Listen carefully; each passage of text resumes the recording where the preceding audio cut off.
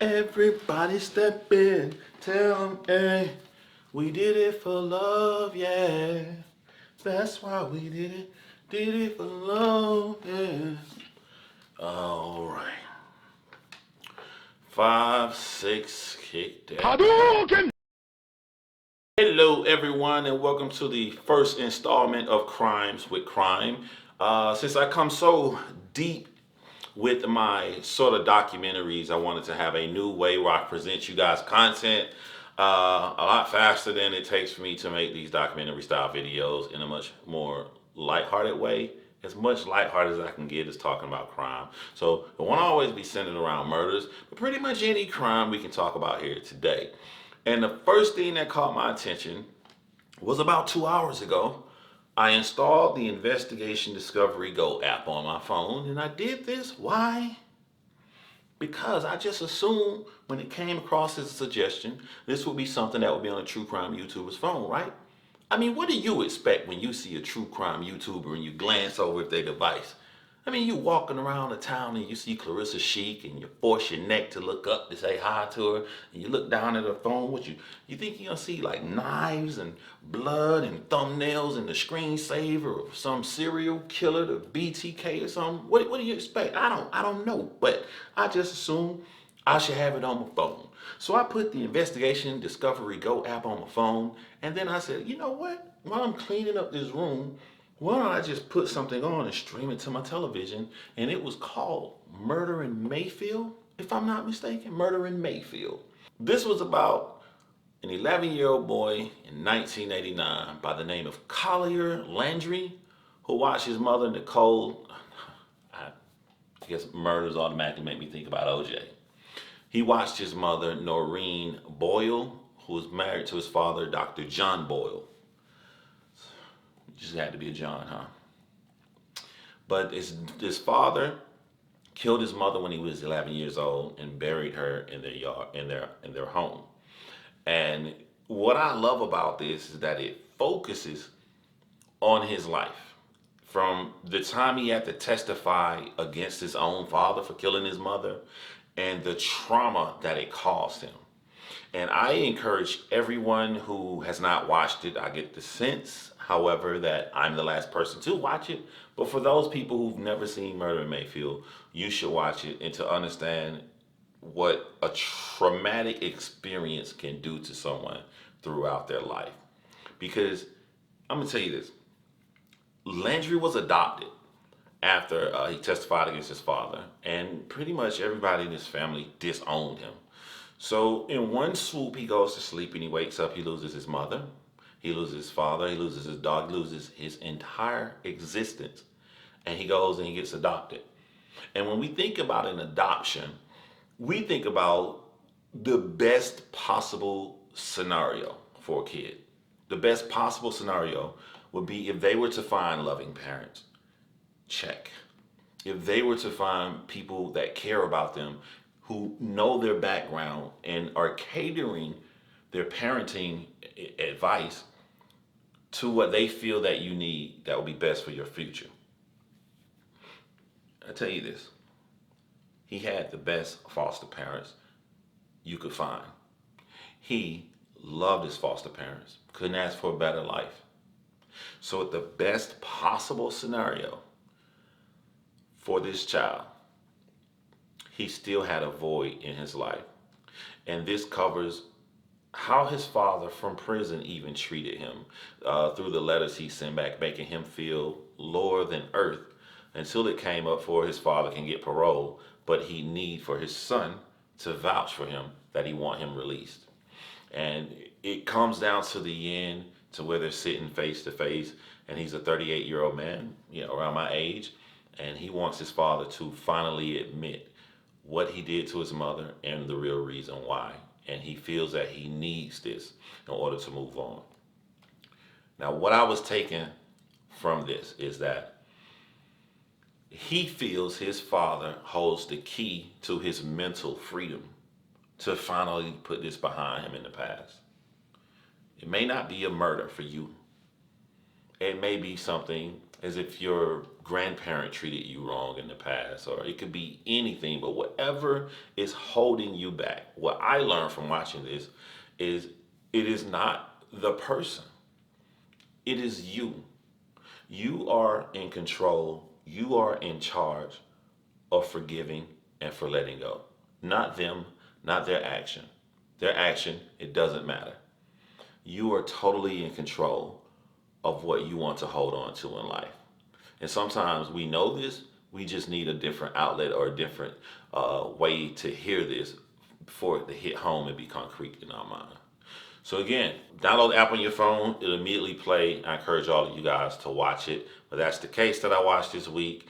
And now we're going to move on to something a little bit more. My mind's telling me no.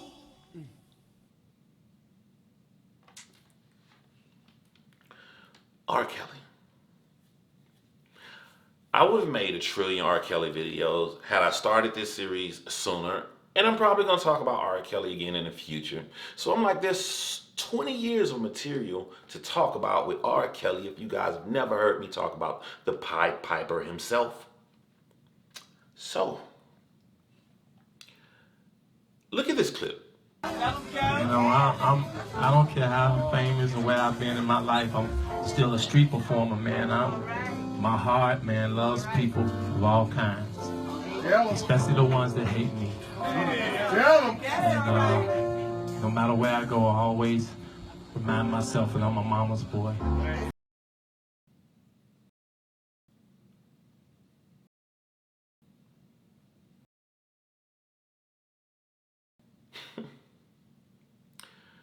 Drunk at a club, all these accusations flying around. I know we come from different walks of life, but I personally feel that everybody watching me has went through a phase where someone is doing so much crazy stuff in the world, you just want to just tell them, just sit your ass down somewhere. Sit down, just sit down. I don't care about your family members, your brothers, your security guards. I don't care about nothing, your publicists. Sit your ass down. Just sit down. Sit down. You want something to drink? Tell Bubba right there with the big shoulders to go get you something to drink and bring it to your house. Sit your ass down, man. Just sit down, R. Kelly. You want some McDonald's? You go to McDonald's, and that's the place you picking up little girls. Sit down, just stay home. You want some cigars? Have him get you the cigars. Have him get you this right here. Whatever you do, don't have either of them bringing you a child in your home. That's what you need to do, Mr. Robert Kelly. Stay away from children. How hard is it? It's really hard to stay away from children. I know it's hard because you're sick. And this is the lesson we're going to learn from our first time ever talking about R. Kelly, to sum this up very quickly for you all. The people who stick up for R. Kelly cannot come out and tell you that they're sticking up for R. Kelly. They have to say something like, everybody make mistakes. It's in the past. Well, you name me one person that's perfect then. Child, these folk need to leave that man alone. Whatever it is, they're taking up for R. Kelly, and they don't want to say this up front because they know they're going to look like assholes.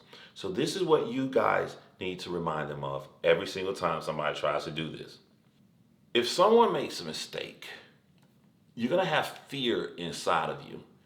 All you want is to be free of this so it'll never happen again. Just please, please, please. Oh man, I know it. I knew it was wrong to fall in love with that 14-year-old little child, that little girl. I knew it was wrong to fall in love with. I knew it was wrong to sneak away to Chicago and marry her.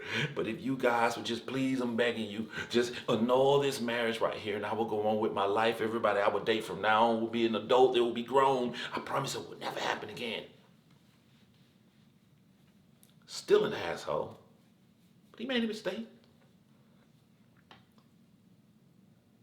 You don't go picking up another 14-year-old girl and urinating on her. But okay. You're back in court again. The world sees this. They're passing around your child molestation video like bootleg Avenger movies. And we're talking early 2000s.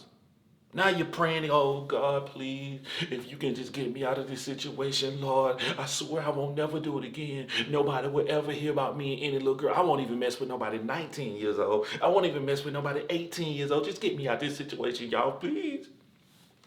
Okay. But during his trial, outside of the courtroom, he picked up another little girl. And this is where the playing stops. This is where I get serious. What is the difference between R. Kelly and a serial killer? I remember as I looked up, what was his name? Not Ted Bundy, Jeffrey Dahmer. And it was somewhere I was reading about Jeffrey Dahmer, and he said, I just can't stop. You have to stop me. He wasn't going to ever stop. You had to stop him. There is no difference between Jeffrey Dahmer and R. Kelly. He's not some normal guy that the system did wrong, or he just has a fetish for teenage girls, which is hebephilia, terrible in itself. This man is sick, and he will never stop, ever. He will keep going until it becomes your child he's bumping and grinding with. Look, if he can't stop, won't stop, can't stop, won't stop, this means that R. Kelly is literally the P. Diddy of statutory rape. Can't stop, won't stop. Glad I got that off my chest. Now, format's subject to change. The room is subject to change. Man, the title is even subject to change. I don't know what I'm doing. I'm just starting out. But I like sitting here talking and telling y'all my ideas about stuff that's going on in the world. This also provides me an avenue since people want me to talk about cases that aren't done. And I don't like talking about cases that aren't done. So like when we talk about Kelsey Barrett or whatever, I can sit here and give y'all updates on Kelsey Barrett and other things going on in the world.